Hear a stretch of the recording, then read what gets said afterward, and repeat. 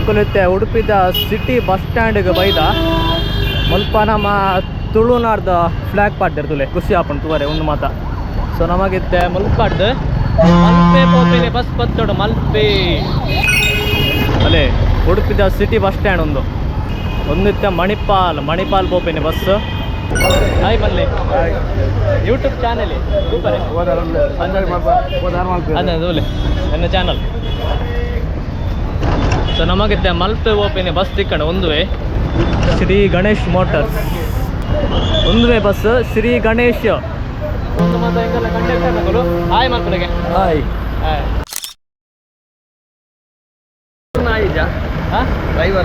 ಡ್ರೈವರ್ದಲ್ಲ ಮಲ್ಪುಗ ಬಲೆ ಹಾಯ್ ಬನ್ನಿ.